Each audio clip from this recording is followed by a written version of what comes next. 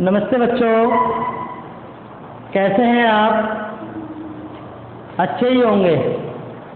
बच्चों, आज मैं आपके सामने एक बार फिर आपका पाठ नंबर 9 बल तथा गति के नियम का भाग 2 लेकर उपस्थित हूँ। बच्चों, इससे पहले भाग में मैंने आपको बताया था बल होता क्या है और बल कितने प्रकार के होते हैं। तो मैं समझता हूँ सभी बच्चों ने ध्यान से समझ लिया होगा बल किसे कहते हैं।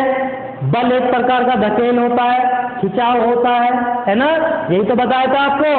और बल कितने प्रकार के होते हैं? 2 प्रकार के होते हैं, संतुलित और असंतुलित।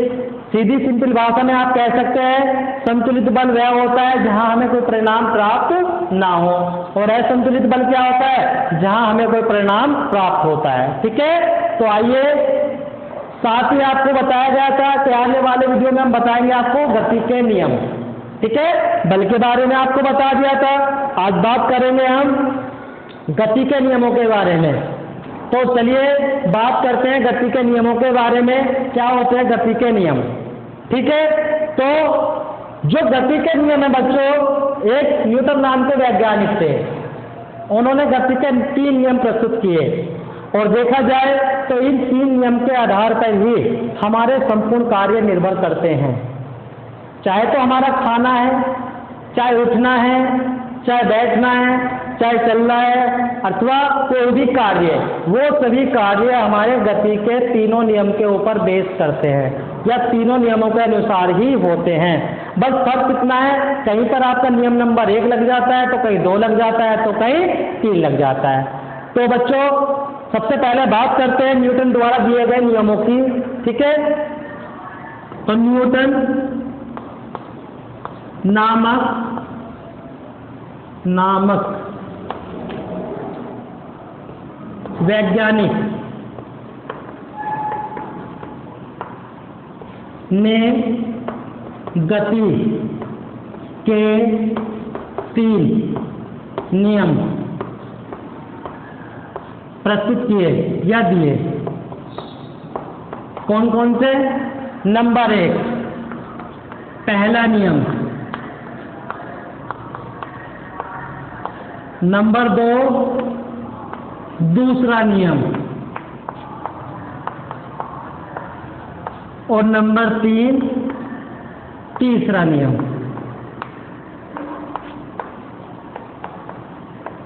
इन्हें हम प्रथम नियम, द्वितीय नियम और तीसरे नियम के नाम से भी कह सकते हैं। तो ये 3 नियम दिए न्यूटन नाम के वैज्ञानिक ने, जिनके आधार पर हमारा संपूर्ण कार्य निर्भर करता है। तो आइए बच्चों जानने की कोशिश करते हैं पहला नियम। पहला नियम क्या होता है? देखिए, पहला नियम होता है आपका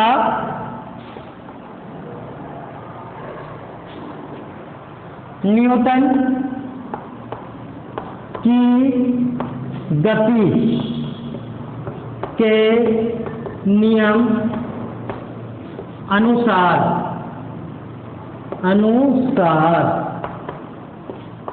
यदि कोई वस्तु विराम अवस्था में है, विराम अवस्था में है, तो विराम में रहेगी, में ही रहेगी। और गतिमान अवस्था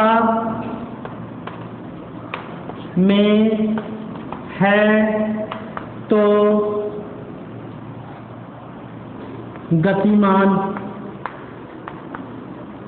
अवस्था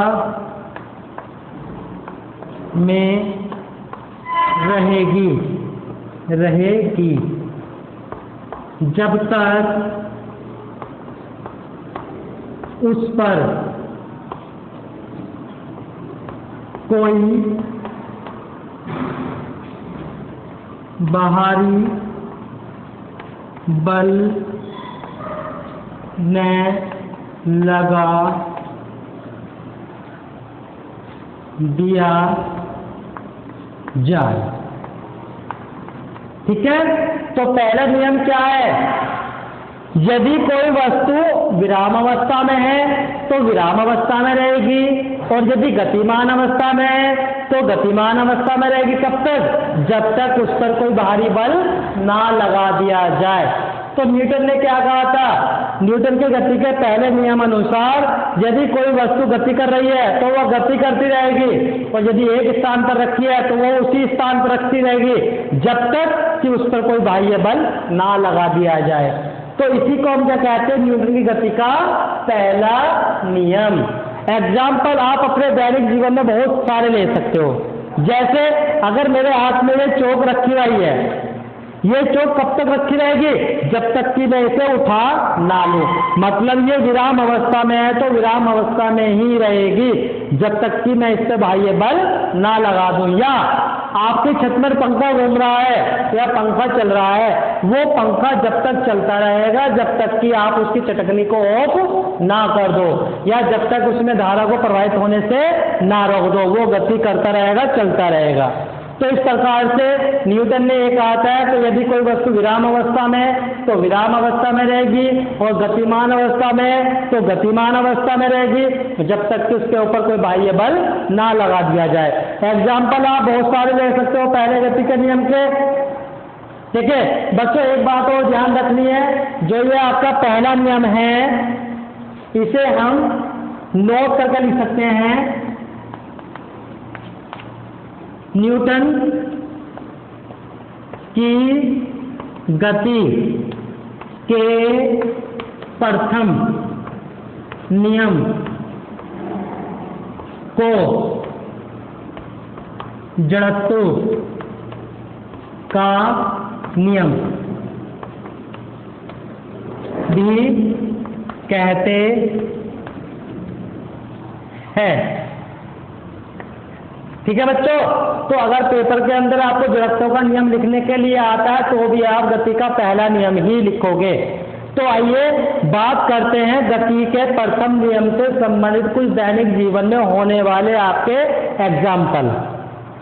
जैसे कभी कभी जब आप यात्रा करते हो तो जिस समय आप बस या जिस भी यातायात के साधन के द्वारा यात्रा कर रहे हो पर बैठे होते हैं, मान लिया आप सीट पर बैठे हैं और आपकी बस क्या रुकी हुई है, एकदम अचानक से क्या होता है, बस चल जाती है तो कुछ फील होता है क्या आपको, कुछ लगता है? हाँ बिल्कुल अच्छा नहीं लगता होगा। जैसे ही आपकी बस चलेगी तो आपको पीछे की तरफ को झटका लगेगा या आगे की तरफ को झटका लगेगा? भाई आपको पीछे की तरफ को झटका लगता है। क्यों लगता है? क्योंकि जहां पर आप बैठे हो उससे नीचे वाला भाग ये वाला तो आपका गाड़ी के साथ गति उस गाड़ी के साथ है, अर्थात गाड़ी विरामावस्था में तो आपका शरीर नीचे वाला भी विरामावस्था में है, और गतिमान अवस्था में तो आपका नीचे वाला भाग भी गतिमान अवस्था में ही रहता है। लेकिन जो ये ऊपरले वाला हिस्सा होता है, इस ऊपरले वाले हिस्से को इस चीज के बारे में पता नहीं होता। इसीलिए जैसे ही आपकी बस चलती है तो आपके ऊपरले वाले भाग को पीछे की तरफ को झटका लगता है। वैसे ही जब आपकी वह बस रुकती है तो आपका शरीर क्या होता है, आगे की तरफ को झुक जाता है। तो उसका भी मतलब यही होता है कि जो आपका ऊपरले वाला शरीर था, कहां से, यहां से ऊपर का जो शरीर है वो गाड़ी के साथ गतिमान अवस्था में था, लेकिन जो आपकी गाड़ी है वो विराम अवस्था में आ जाती है, और जब विराम अवस्था में आ जाती है तो क्या होता है, आपका जो ऊपर का शरीर होता है वो गतिमान अवस्था में ही होता है। तो जब आपकी गाड़ी रुक गई तो आपका शरीर गतिमान अवस्था में है तो आपको आगे की तरफ को झटका लगता है। ठीक है, तो ये आपके गति के ही एग्जाम्पल है। और बहुत सारे एग्जाम्पल ले सकते हैं। जैसे एक पेड़ होता है, पेड़ पे फल लगे होते हैं और आप पेड़ पर जाकर उसको फल की डाली को हिलाते हो तो क्या होता है, जो फल होते हैं वो नीचे गिर जाते हैं। तो ऐसा क्यों होता है? देखो बच्चों, इसके अंदर भी आपका न्यूटन की गति का पहला नियम ही होता है। जब आप डाली को हिलाते हो तो जो आपकी डाली होती है वो कहाँ होती है, गतिमान अवस्था में आ जाती है, लेकिन जो उस पर लगे हुए फल है वो अपनी विराम अवस्था से गतिमान अवस्था में आने का विरोध करते हैं, और जब गतिमान अवस्था में आने का विरोध करते हैं तो वो फल टूटकर नीचे गिर जाते हैं। और ले सकते हैं, जब कभी आप अपने घरों की सफाई करते हैं तो चादर को झाड़ते हैं, कंबल को झाड़ते हैं, तो आप क्या देखते हैं, जैसे कंबल आपने ऐसे झाड़ा, जो धूल मिट्टी के कण होते हैं वो अलग हो जाते हैं और आपकी जो चादर हो जाती है वो साफ हो जाती है। वो क्यों हो जाती है? देखिए, जब आप चादर को ऐसे झाड़ते हैं तो जो आपकी चादर होती है वो गतिमान अवस्था में आ जाती है और जो उसके अंदर के धूल मिट्टी के कण होते हैं वो गतिमान अवस्था में आने का विरोध करते हैं। और जब वो गतिमान अवस्था में आने का विरोध करते हैं तो क्या होता है, आपका जो धूल मिट्टी के कण होते हैं वो आपके चादर से अलग हो जाते हैं।